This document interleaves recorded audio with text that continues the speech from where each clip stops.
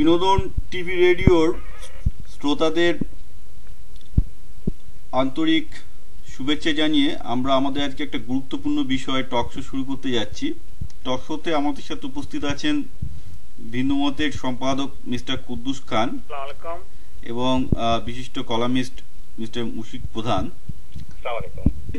আজকের বিষয়বস্তু হচ্ছে এই যে আমাদের ভারত এবং বাংলাদেশে প্রীতির যে বাতাবরণ ছিল একটা সময়, সেটা আস্তে আস্তে ক্রমশ নষ্ট হয়ে গেছে, বা আদৌ আমাদের ইতিহাসে সাম্প্রদায়িক সম্প্রীতি কিরকম ছিল খুব গভীরভাবে ভাবার সময় এসেছে। কারণ আমরা যেটা দেখতে পাচ্ছি সেটা হচ্ছে এই যে মহাদেশে যে রিলিজিয়াস টলারেন্সের জিনিসটা আস্তে আস্তে ক্রমশ বলা যায় যে ভারতে যেমন মুসলমানরা খুব একটা সিকিউর ফিল করছে না, তেমন একই অবস্থা বাংলাদেশেও হিন্দুরা সিকিউর ফিল করছে না।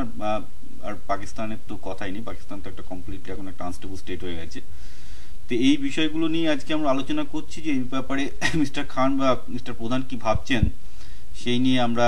কিন্তু আমি প্রথমেই যে প্রশ্নটা আপনাদের দুজনের কাছে রাখতে চাই সেটা হলো এই যে আমি মেনে নিচ্ছি যে এই যে আমাদের যে দাঙ্গাগুলো হয়েছে বিগত ব্রিটিশ আমলে এবং ব্রিটিশ আমলের পরেও দেশভাগের পর, তার একটা ধর্মীয়, অর্থনৈতিক এই তিনটে কারণ ছিল। এক প্রশ্ন হচ্ছে যে এর পেছনে ধর্ম না অর্থনৈতিক কোনটা, না রাজনীতি কোনটা বিশেষভাবে গুরুত্বপূর্ণ বলে কাজ বলেছে? আমি মনে করি এই তিনটের মধ্যে, অর্থনীতি, ধর্ম না রাজনীতি, এই তিনটের মধ্যে কোনটা সবচেয়ে বেশি এফেক্টিভ এলিমেন্ট হিসেবে কাজ করেছে বলে আপনার মনে হয়? আমি প্রথমে মিস্টার খানকে বলছি, আপনি বলুন, তারপর মিস্টার প্রধান বলে ভালো হয়। আমার ধারণা ধর্ম, রাজনীতি, অর্থনীতি এবং সামাজিক একটা ব্যাপার আছে, সেটাকে অস্বীকার করা যায় না। যে কোনো গণতান্ত্রিক দেশে সামাজিক একটা ভিত্তি দেখা যায়, সেখানে যে জনগণ যেভাবে চায়, যেভাবে রিয়াক্ট করে, সেইভাবেই সেই দেশের নেতা বৃন্দ কথা বলে বা অ্যাক্ট করে, তাহলেই তারা নেতা থাকতে পারে। আর গণতন্ত্র ছাড়া অগণতান্ত্রিক দেশেও একটা কথা আছে, আমেরিকান প্রবাদ আছে, সেখানে বলা হয় যে যে দেশে গভর্নমেন্ট যেরকমই থাকুক সেই দেশকে রিপ্রেজেন্ট করে। সৌদি আরবের রাজা আছে, রাজাই দেশকে রিপ্রেজেন্ট করে, কারণ ওই দেশের জনগণ রাজা দ্বারা শাসিত হইতে পছন্দ করে। তো এইখানে আমি যেটা মনে করি যে অর্থনৈতিক, ধর্মীয় কারণ তো আছে, সামাজিক কারণটা একটা প্রধান বাধা হয়ে দাঁড়িয়েছে। আমি দু একটা উদাহরণ টানছি। প্রথম উদাহরণ হচ্ছে এই যে আমাদের এই পারে যারা হিন্দু ছিল তারা দেখেছি যে কোনো বিষয়ে ভারত যদি জয়ী হতো তাহলে তারা খুব আনন্দ বোধ করত। আবার সেখানে বাংলাদেশের লোকজন ভারতের কোনো জয়কে, তারা কোনো জয়, খেলা হোক যা হোক, সেটাকে ভালোভাবে নিত না, কারণ তারা বাংলাদেশি জাতীয়তাবাদের উপরে বেশি গুরুত্ব দিত আর কি। এটাকে ধর্মীয় কারণ বলে উড়িয়ে দেওয়া যাবে না। ধর্মীয় কারণটা একটা আছেই, যে কোনো মুসলিম দেশেই দেখবেন মাইনরিটির অবস্থা অত ভালো না। সেটা আমেরিকা তো মাইনরিটির অবস্থাতে তো ভালো না, কিন্তু যেহেতু আমেরিকাতে গণতন্ত্র আছে সেহেতু আস্তে আস্তে জিনিসটা সলভ হওয়ার দিকে যাচ্ছে। আমাদের দেশে গণতন্ত্র নাই বলে জিনিসটা সলভ হওয়ার দিকে যাচ্ছে না। প্রধান সাহেব কি মনে করেন?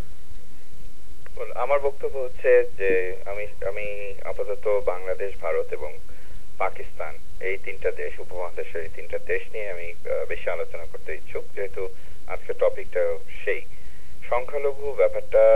আসলে এখন বর্তমান বাংলাদেশের পরিপ্রেক্ষিতে ঠিক আমার কাছে বোধগম্য মনে হচ্ছে না, কারণ বাংলাদেশে একটা সিংহভাগ মানুষ বাংলাদেশি জাতীয়তাবাদে বিশ্বাস করে, এবং যখনই কেউ বাংলাদেশি জাতীয়তাবাদে বিশ্বাস করে, যখন একজন মানুষ বা একটা সিংহভাগ মানুষ, সেখানে সংখ্যালঘু ব্যাপারটাই খুব একটা গুরুত্বপূর্ণ নয়।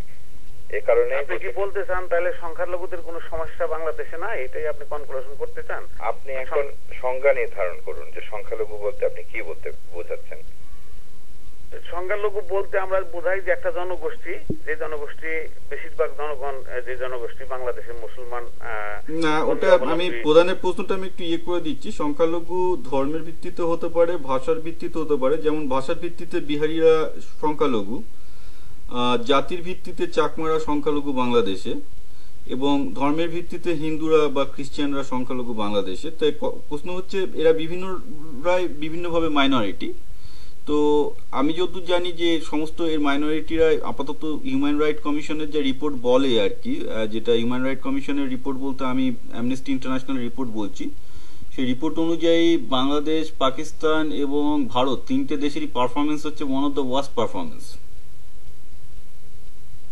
তো প্রধান তাহলে কি সংখ্যালঘু নাই আপনি বলতে চান বাংলাদেশে, বা সংখ্যালঘু আচ্ছা, যেটা বিপ্লব বাবু যেটাকে একটু খোলাসা করে বলে নাকি আমি মানে শ্রোতাদের জন্য তাহলে একটা একটা করে বিষয়ে আপনি হিন্দু মুসলমানের বিষয়টা আসুন, এটাই বেশি। হ্যাঁ, ধর্মীয় সংখ্যালঘুর ব্যাপারটা যেখানে আসছে আর কি। যখন বাংলাদেশে মুক্তিযুদ্ধ শুরু হয় সেটা শুরু হয়েছিল একটা মূল নীতির উপরে, সেটা হচ্ছে বাঙালি জাতীয়তাবাদ। তো বাঙালি জাতীয়তাবাদের অধীনে দেখা গেছিল যে হিন্দু, মুসলমান, বৌদ্ধ, খ্রিস্টান সবাই একসাথে কাঁধে কাঁধ মিলিয়ে যুদ্ধ করে দেশকে স্বাধীন করা হয়েছিল। তো ৭৫-এর পট পরিবর্তনের পর দেখা গেল, বা তার আগে এই সমস্যাটা শুরু হয়েছিল, সেটা হচ্ছে চাকমা সমস্যা। বাঙালি জাতীয়তাবাদের ভিত্তিতে আমার মনে হয় আমরা হিন্দু সমস্যা, হিন্দু মুসলমান সমস্যাটা থাকতে পারলে না, ঠিক আছে, হিন্দু মুসলমান সমস্যা হলো, চাকমা সমস্যা আসা যেতে পারে পরে, কারণ থিওরিটিক্যালি এটা একটা আইডেন্টিটি প্রবলেম। কারোর আইডেন্টিটি সংখ্যালঘু হতে পারে ধর্মের ভিত্তিতে, জাতির ভিত্তিতে, বা অনেকভাবে। তো আমার মনে হয় ঠিক আছে, মুশকিল বলতে দিন, আপনি বলুক। হ্যাঁ, আচ্ছা।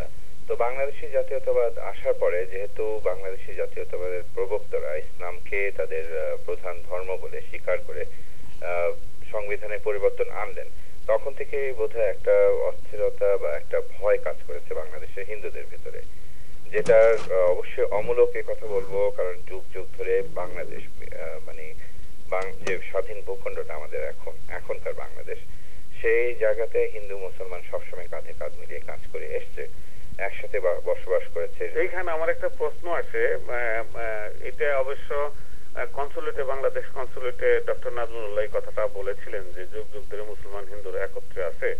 তা আমরা একটু স্ট্যাটিস্টিকে যদি যাই, যখন ভারত বিভক্ত হয়ে পাকিস্তান এবং হিন্দুস্তান বা ভারত সৃষ্টি হয়, পূর্ব পাকিস্তান যে অংশটা বাংলাদেশ এখন পূর্ব পাকিস্তান ছিল, সেখানে 35.5% হিন্দু ছিল। সেই হিন্দু কি করে 9%, 10% চলে আসলো? তাহলে নিশ্চয়ই হিন্দুদের কোনো আনকমফোর্টেবল সিচুয়েশন হয়েছে, বা কিছু একটা প্রবলেম ছিল, অথবা সামাজিক, ধর্মীয় বা রাষ্ট্রীয় যে কোনো প্রবলেমের কারণেই তারা মাইগ্রেট করেছে ভারতে। এবং পশ্চিমবাংলা একটা বিরাট সমস্যা হলো এই দেশের হিন্দুর মাইগ্রেশন। এই প্রসঙ্গে প্রধান সাহেব আপনি কি বলতে চান? আপনি কি বলতে চান যে এই যে হিন্দুরা মাইগ্রেট করে গেল, এরা স্বেচ্ছায় গেছে, বা এদের বাড়িঘর ছেড়ে বিনামূল্যে মানুষকে দিয়ে অথবা কম নামমাত্র মূল্য দিয়ে ভারত চলে গেল কেন? আচ্ছা, এই বিষয়ে আবার আমাকে স্বাধীনতা যুদ্ধের কথা টানতে হচ্ছে। সেটা হচ্ছে পাকিস্তানি আর্মি যখন বাংলাদেশের উপরে গণহত্যা চালায়, তখন তারা এই কথা বলে শুরু করেছিল যে ভারতীয় হিন্দুরা বাংলাদেশে এসে বাংলাদেশ দখল করার একটা চেষ্টা করছে। সেক্ষেত্রে তার প্রথমে যেটা শুরু করেছিল হিন্দু নিধন, যেটাকে বলে নির্বিচারে। কিন্তু একসময় দেখা গেল যে বাঙালিদের প্রতি তাদের যে এত একটা ঘৃণা ছিল, সেটা মুসলমান, হিন্দু যেই হোক না কেন নির্বিচারে চালানো হয়েছিল। তো সেই যে একটা ভয়, হিন্দুরা প্রথমেই চলে গেছিলেন আর কি। একটা সংখ্যা তথ্য আমি যা দেখেছি আর কি ইন্টারনেট থেকে, সেটা হচ্ছে যে 1 কোটি 1.5 কোটি উদ্বাস্তুর মধ্যে সিংহভাগই ছিলেন হিন্দু ধর্মাবলম্বী, আর বাঙালি মুসলমানদের সংখ্যা ছিল তার বেশ কম। তো যারা চলে গেছিলেন ওখানে, তাদের আত্মীয় স্বজন ছিলেন কিছু, তাদের একটা কমফোর্ট জোনে তাদের আশ্রয় দেওয়া হয়েছিল আর কি। তো যার ফলে তার স্বাধীন বাংলাদেশে ফিরে আসেননি। আরেকটা আমি দেখেছি আর কি 1973 সালে এই ধরনের হয়তো একটা ভীতি থেকে স্বাধীন বঙ্গভূমি আন্দোলন শুরু করা হয়েছিল। কারণ কি? আমি এখানে একটা তথ্য মনে করে দিতে চাই মিস্টার প্রধানকে।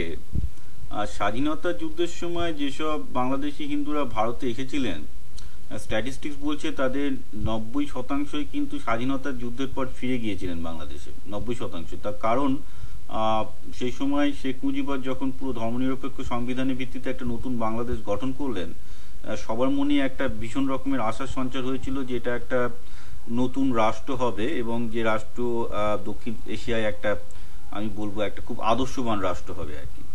তো সেই ভিত্তিতে আমি স্ট্যাটিস্টিক্স বলছে যে প্রায় 90% হিন্দুই কিন্তু সেই সময় ফিরে যায়।